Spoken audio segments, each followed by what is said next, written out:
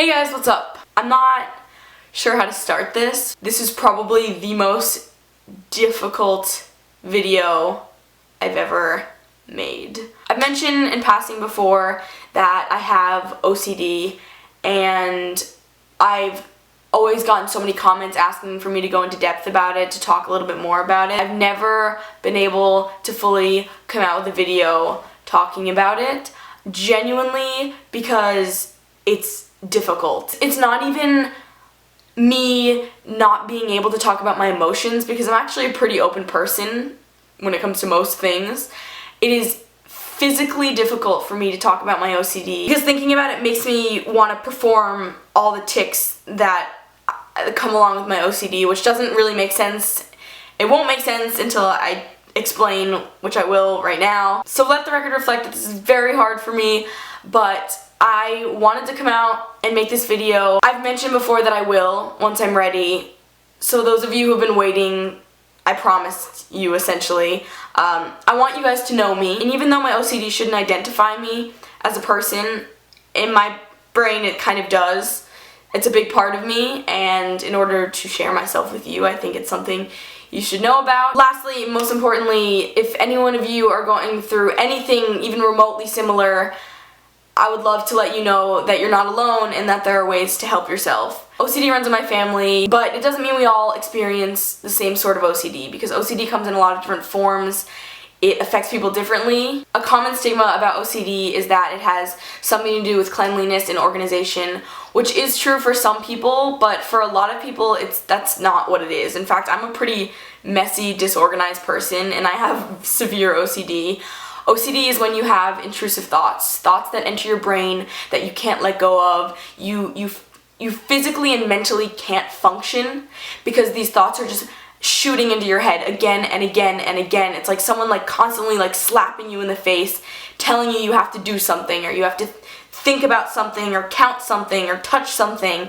You are literally barred. You're incapable of doing anything else because you're enveloped in these intrusive thoughts. As a child, I didn't really know what it was. I guess when you're younger, you kind of think, at least I thought, that it was something anyone experienced. I just assumed that it wasn't something out of the norm. I had these physical tics, so there was sniffing, touching my finger to my nose.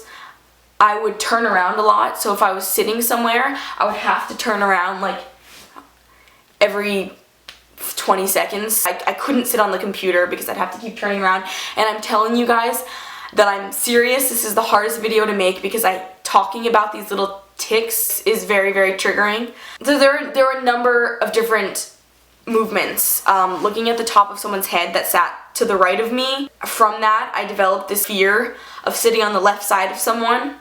I could sit on the left side of someone if someone was also to my left, but if someone was just on my right, I would have to get up and leave because I would have to constantly keep looking at the top of their head. And this is actually kind of where all of the confusion began, is that for some people, OCD is a little bit more specific. It's about doing something a certain number of times. It's about needing things colored a certain way. I mean, it varies so much that I couldn't even cover it. But in my lifetime, my OCD has come in so many different forms and developed and changed that it was hard to treat, no matter how badly I tried or what medication I used. 8th grade, I started dieting and being an obsessive person. That was a bad idea. Wow, holy shit.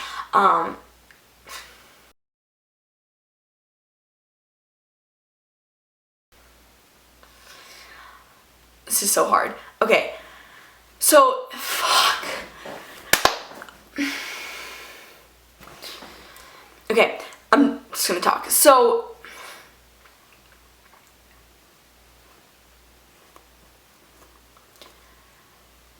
when I was in high school, when I was in 8th grade, I started dieting. It was a bad idea because I'm quite an obsessive person.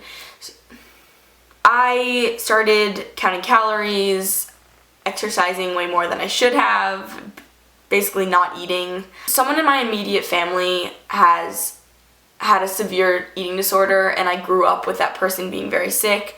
So telling my parents that I had a problem, I couldn't have.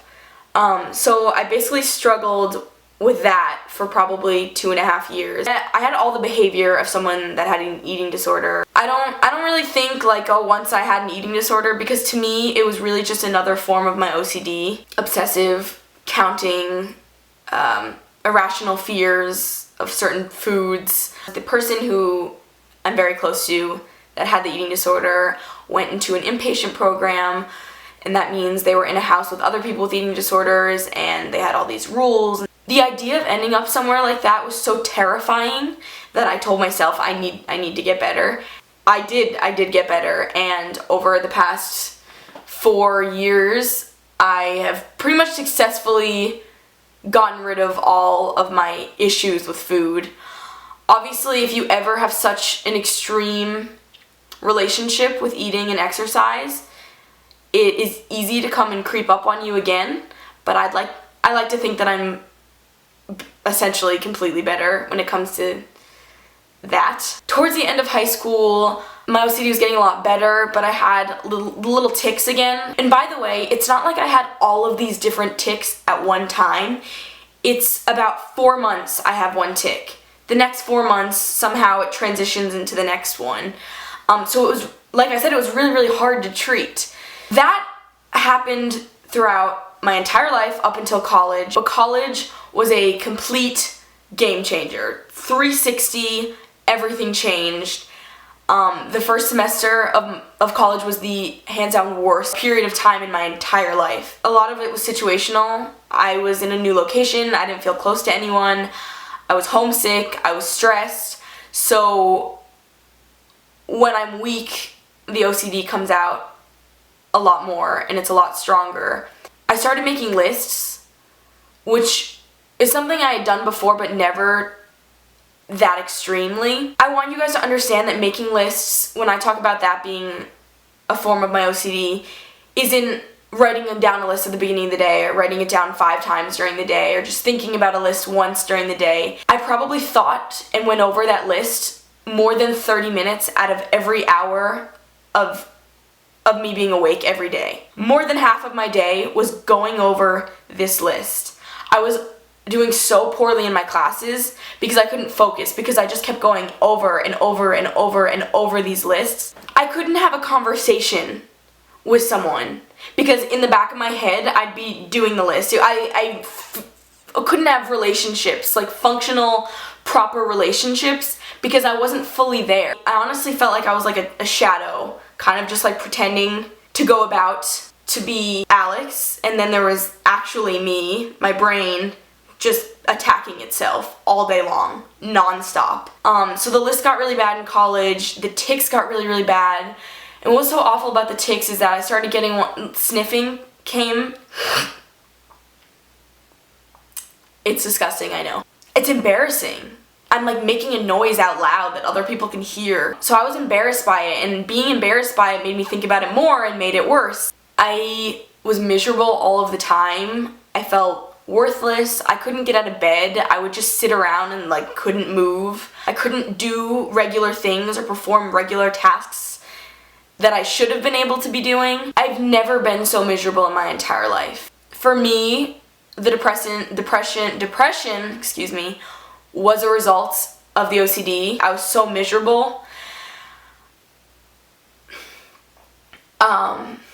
I hate saying this online because it sounds like an attention, like I'm calling for attention, but I'm telling you the entire story, so front to back, I'm just gonna say it as it is. I was suicidal. There were probably 3 or 4 times where I was very close to doing something, and each one of those times, I'm not going to go into depth about them, but I was able to make my way out of it because I did actually have some sort of support, which I'll talk about.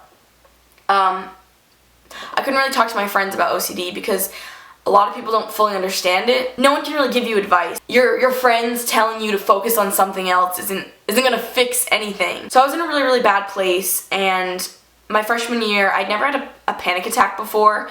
My freshman year, I had my first panic attack. I didn't know what the fuck was happening. It was awful. So a week after, I just thought, wow, this is spiraling out of control. I need to go get help.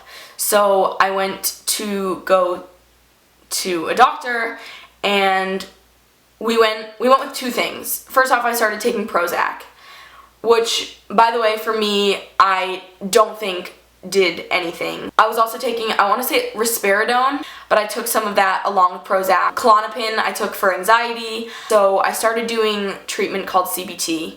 CBT is cognitive behavioral therapy. Explain everything to your therapist, and they come up with treatments, actual activities that you do in order to help yourself get better. You're literally training your mind. And I did it for an entire year. It helped a little bit, but it didn't completely help. After the therapy sessions, I felt so awful, because it was like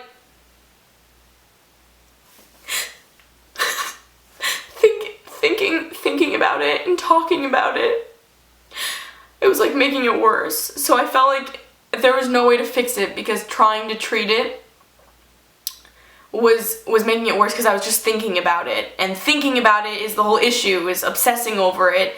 And I would sit there and just like not even be able to talk, because I would just have to keep performing the tasks, and honestly it's so hard right now. And even though it's like the littlest of movements, it controls your entire head, because it's all you're thinking about. It's not the movement that's the issue. It's the intrusive thoughts. It's your brain constantly thinking something, that there's no room to think about anything else. It isolates you. I feel like I'm split in half.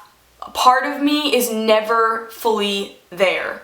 I'm in my own head, obsessing over something. I got so fed up with CBT not working that one day I just stopped seeing my therapist. I didn't say goodbye. Before I left for LA this summer, I went to a doctor in Rhode Island where I live. He told me that a part of my OCD was TOCD. TOCD is Tourette's OCD, and I didn't know this, but I guess a form of Tourette's is really common for people who have OCD. Also have these tics is what I refer to them as tics. I don't know if medically you call them tics, but like the sniffing, the little movements was TOCD, Tourette's OCD. He gave me medication that actually helped a lot, and it made me so much better.